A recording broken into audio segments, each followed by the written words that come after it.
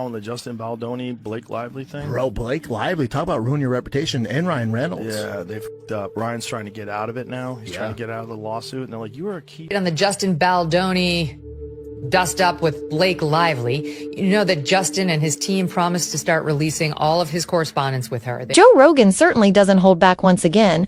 The outspoken podcaster has stirred up controversy, this time by focusing his criticism on Blake Lively.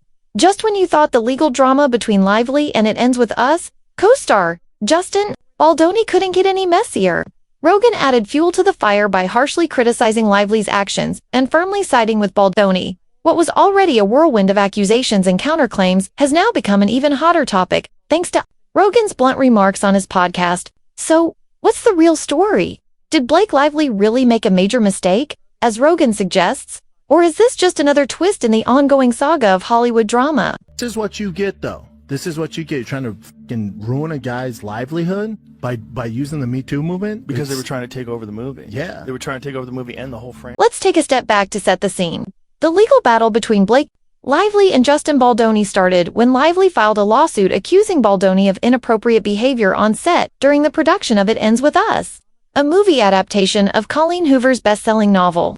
Lively alleged that Baldoni violated her boundaries and launched a campaign to damage her reputation.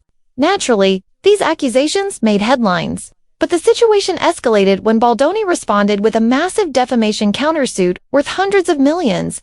He claimed Lively's accusations were baseless and aimed at gaining control over the project. Just when it seemed the drama couldn't intensify further, Joe Rogan entered the conversation with his unfiltered take. New York Times, and he's got a great case He's there, going hard in too. the paint. But that's what it takes. That's what it takes. It's like Johnny Depp. Yeah. He's like, all right. Yeah. He did it for the boys. Exactly. You got to do it. You need real motherfuckers to be like, nah, man, I ain't going out like this. Yeah, especially a guy like that. It was like known as being like... In a recent episode of the Joe Rogan Experience, the host didn't hold back, stating that Blake Lively and her husband, Ryan Reynolds, really messed up. According to Rogan, their decision to sue Baldoni and the legal actions that followed ended up damaging their own reputation more than Baldoni's. He described their tactics as manipulative and suggested the lawsuit was an attempt to control the film and its story.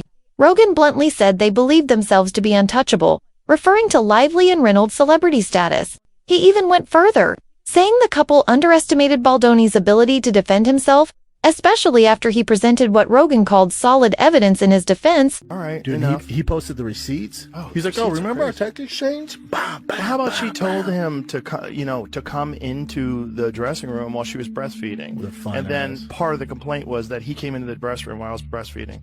Like, you literally have a text exchange back and forth.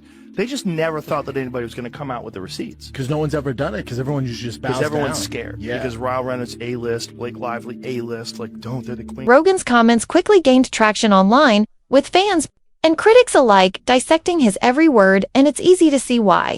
During the podcast, Rogan highlighted the text messages and behind-the-scenes footage Baldoni released as part of his defense. These materials included alleged exchanges where Lively invited Baldoni into her trailer during private moments, directly contradicting her later claims that he had intruded without permission.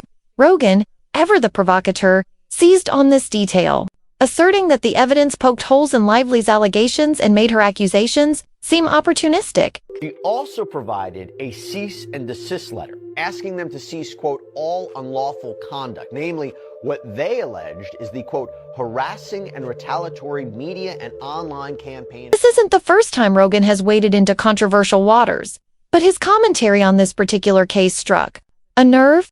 His defense of Baldoni painted the actor-director as a victim of a calculated smear campaign orchestrated by Blake Lively and her team. Rogan described Baldoni as a kind, genuine guy who was pushed to fight back after being unfairly targeted. He's not the kind of guy to start drama, Rogan insisted. But when someone tries to destroy your livelihood, you've got no choice but to stand up for yourself. Rogan's guest on the episode, Brendan Shaw, echoed his sentiments, comparing Baldoni's legal battle to Johnny Depp's highly publicized defamation case against Amber Heard. Shaw argued that, like Depp, Baldoni was fighting not just for his career, but for his dignity. Rogan agreed, noting that Baldoni's decision to release detailed evidence, including a timeline of events and private communications, showed he was serious about clearing his name. But Rogan didn't stop at defending Baldoni. He also took aim at the broader Hollywood culture that, in his view, enables powerful figures to manipulate narratives for their own gain. Everyone's scared of them, Rogan said, referring to Lively and Reynolds.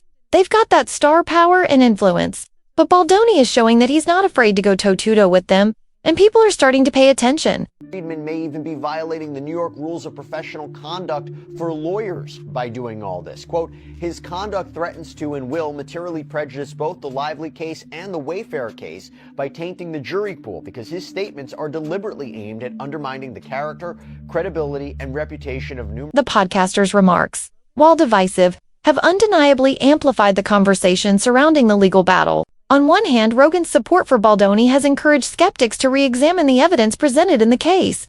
On the other hand, his criticisms of Lively have sparked backlash from her fans, who argue that Rogan is oversimplifying a complex situation. Regardless of where you stand, it's clear that Rogan's commentary has added a new layer of intrigue to an already tangled web of claims and counterclaims.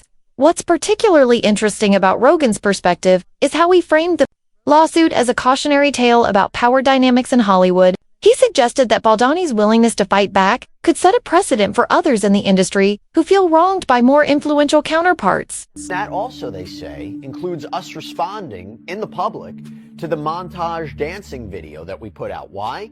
Because, quote, the Lively Party's counsel publicly described the contents of video footage relating to Miss Lively's allegations as damning. Their statement continued, any woman who's been inappropriately touched in the workplace will recognize Miss... Still, not everyone is buying Rogan's take. Critics have accused him of the situation and siding with Baldoni without fully understanding the nuances of the case. Some have even questioned whether Rogan's commentary is helping or hurting Baldoni's cause, given the polarizing nature of his opinions. But Rogan doesn't shy away from controversy and seems unbothered by the backlash. In fact, his comments have only fueled more speculation about what really went down behind the scenes of It Ends With Us. Yes, the legal battle rages on, and Rogan's support for Baldoni raises some compelling questions. Is Baldoni truly the victim of a smear campaign, as Rogan believes, or is there more to Lively's allegations than meets the eye?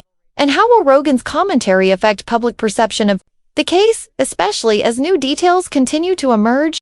One thing's for sure, this story is far from over. Remember that what Taylor had told Justin was that Blake herself, she said, was Khaleesi, who was the queen in Game of Thrones, and Ryan, her husband, and Taylor were her dragons, her best friend. Although I think best friend is now past. Rogan's revelations have also shed light on the broader implications of the lawsuit, particularly for Lively's career.